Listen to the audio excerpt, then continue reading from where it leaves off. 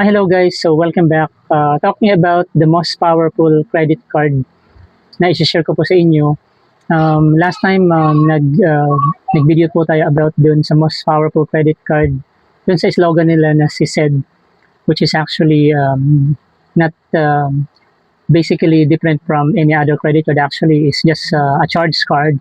But in today's video, ang i-share ko talaga sa inyo is itong credit card nito. May dalawang features na masasabi kong the most powerful credit card I have ever known.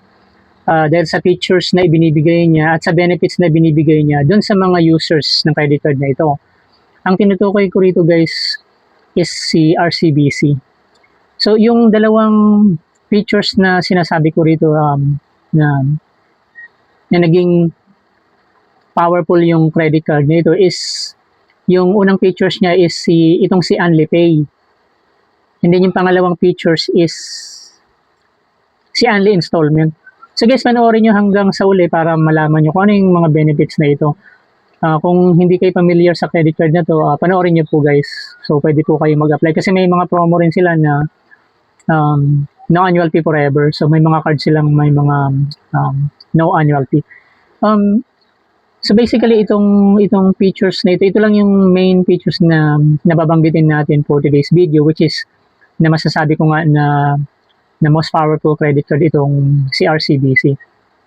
Una itong si OnlyPay. So ano itong si OnlyPay guys? Si OnlyPay is you can pay your any bills in real time, actually real time. So basically pwede kayong makakuha ng cash doon sa available credit limit niyo guys. So real time, hindi na kayo mag-a-apply ng 2 days, 3 days, or 1 week. So as long as meron kayong ibang account na pwedeng pag-transferan na gusto nyong bayaran yung, for example, tuition fee ng anak nyo or emergency bill like electronic billing or yung internet billing nyo, yung kuryente nyo, your tubig nyo. So OnlyPay nga siya kung tawagin. So itong si OnlyPay is makukuha niyo po ito sa pamamagitan ng paggamit nitong si RCBC Pulse app. So dapat meron kayong apps niya, yung Pulse app. Kasi kung wala kayong Pulse app, hindi niyo siya magagamit. Unlike like before na nagkaroon ako ng issue kay Pulse app, hindi ako nakapag-login na expire yung yung credential. So online lang po yung nagagamit. Kasi hindi ko siya magamit tong OnlyPay. So itong si OnlyPay, nagamit ko na rin itong features before and currently since nag-okay na yung Pulse app. So pwede nyo bayaran real time yung yung bills nyo, like for example may 50,000 available credit limit kayo sa credit card nyo. Pwede nyo pong gamitin yun real time. So OnlyPay. So walang minimum numbers of yung pagta-transfer ng pera. So dapat i-transfer nyo siya sa ibang account, hindi sa pangalan ninyo. So, kaya sinasabi niya itong OnlyPay.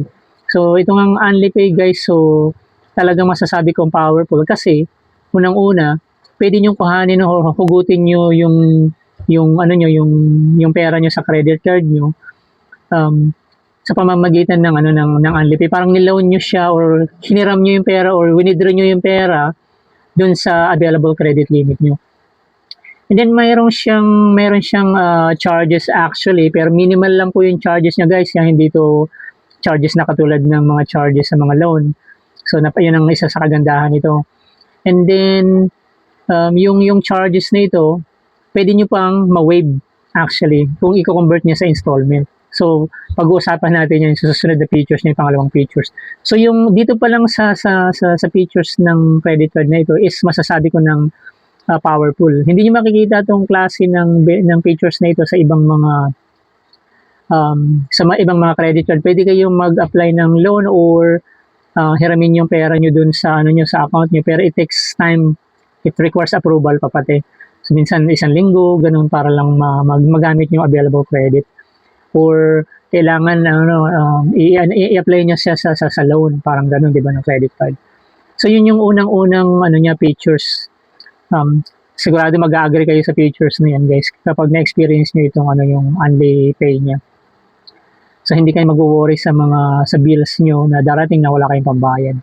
Or even ipangbayad nyo sa mga utang din nyo, gano'n, di ba? Kasi cash yun, makukuha nyo yung cash. Pero sa ibang pangalan. So ipapangalan nyo lang sa iba, dapat may active account. And then yung pangalawang features na nitong si RCBC na magsasabi ko na siya ay siya ay yung pinaka powerful na credit card, not just a slogan like katulad ng pinopromote ng iba. So itong pangalawa is yung only installment, guys. So itong only installment, dito na papasok yung in-apply nyo na only pay. Halimbawa, for example, magbabayad ka ng tuition fee ng anak nyo, 20,000 pesos.